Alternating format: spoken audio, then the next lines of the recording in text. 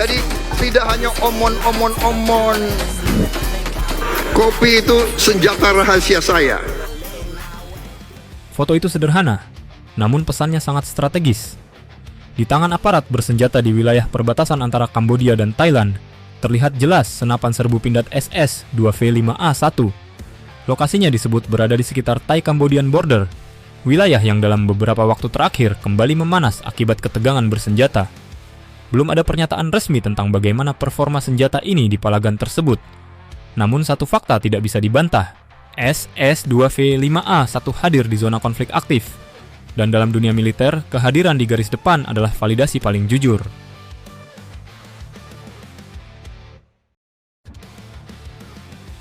Dari produk industri ke zona konflik nyata, SS-2V5A, satu bukan senapan serbu sembarangan. Ia merupakan varian karabin dari keluarga SS-2 yang diproduksi oleh Pindad. Dirancang lebih ringkas, lebih ergonomis, dan lebih adaptif untuk pertempuran jarak dekat hingga menengah. Varian V5 dikenal sebagai versi dengan laras lebih pendek, konfigurasi modular, dan kompatibilitas aksesori optik modern. Secara desain, ia memang ditujukan untuk satuan khusus, pasukan reaksi cepat, hingga operasi di medan urban dan hutan tropis. Ketika senjata ini muncul di tangan aparat Kamboja yang bertugas di perbatasan panas, maka konteksnya berubah. Ini bukan lagi sekadar produk ekspor. Ini adalah alat tempur yang berpotensi diuji dalam kondisi operasional sebenarnya. Dan dalam dunia pertahanan, battle-proven bukan label promosi, itu reputasi yang dibangun di bawah tekanan.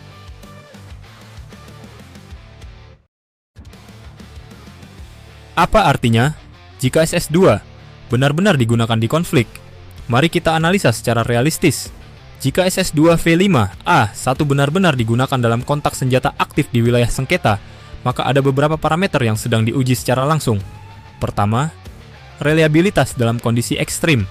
Wilayah perbatasan Kamboja-Thailand dikenal memiliki kombinasi hutan tropis, tanah lembab, dan cuaca yang tidak bersahabat. Senjata yang gagal dalam kondisi seperti ini akan langsung ditinggalkan oleh operatornya. Kedua, ergonomi dalam mobilitas tinggi. Varian V5 yang lebih ringkas memberi keunggulan dalam patroli hutan dan operasi cepat. Jika aparat di lapangan miskilih membawa SS-2V5, itu berarti senjata ini dianggap cukup praktis untuk misi nyata. Ketiga, konsistensi, akurasi, dan daya tahan komponen. Dalam konflik terbuka, perawatan tidak selalu ideal. Senjata yang tetap stabil dalam tembakan berulang adalah senjata yang dipercaya. Belum ada laporan resmi tentang performa teknisnya di palagan tersebut. Namun, fakta visual bahwa ia dipakai di unit yang ditempatkan di garis depan adalah indikator awal yang signifikan.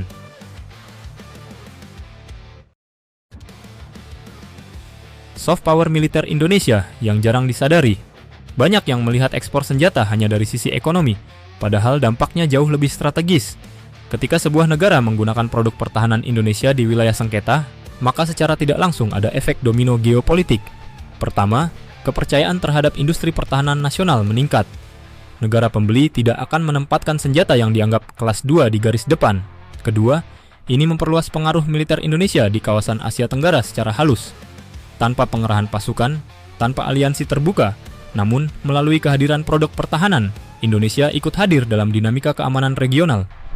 Ketiga, ini memperkuat posisi Indonesia sebagai pemasok alternatif di tengah dominasi produsen besar seperti Amerika, Rusia, atau Tiongkok. SS-2 bukan sekadar senapan, ia adalah simbol kemandirian industri dan diplomasi pertahanan.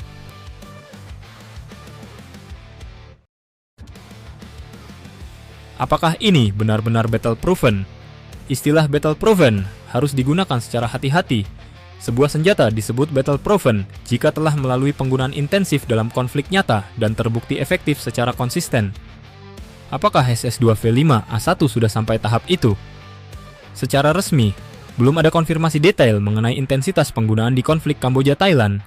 Tidak ada laporan resmi mengenai jumlah kontak tembak, durasi operasi, atau evaluasi performa pasca misi. Namun ada perbedaan besar antara belum dikonfirmasi dan tidak digunakan. Foto yang beredar menunjukkan SS-2 berada di tangan aparat yang bertugas di wilayah panas. Itu berarti senjata ini sudah masuk dalam inventaris operasional aktif, bukan sekadar pajangan atau unit latihan. Dalam dunia militer, itu sudah merupakan langkah awal menuju reputasi tempur.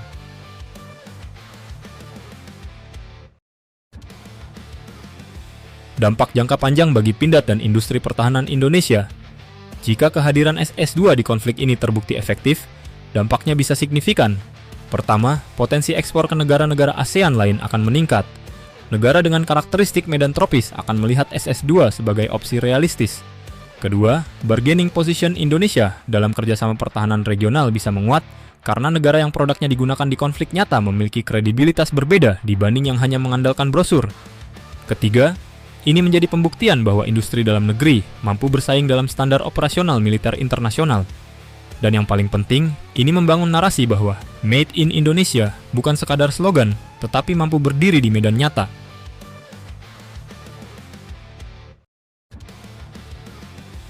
Realitas strategis di balik foto. Perlu ditegaskan, Indonesia tidak terlibat dalam konflik tersebut, namun produknya hadir. Ini adalah bentuk pengaruh tidak langsung yang sangat strategis. Dalam geopolitik modern, pengaruh tidak selalu diwujudkan lewat pengerahan kapal perang atau jet tempur. Kadang ia hadir dalam bentuk senapan di tangan pasukan negara lain, dan ketika senjata itu bekerja dengan baik, reputasi negara produsennya ikut terangkat.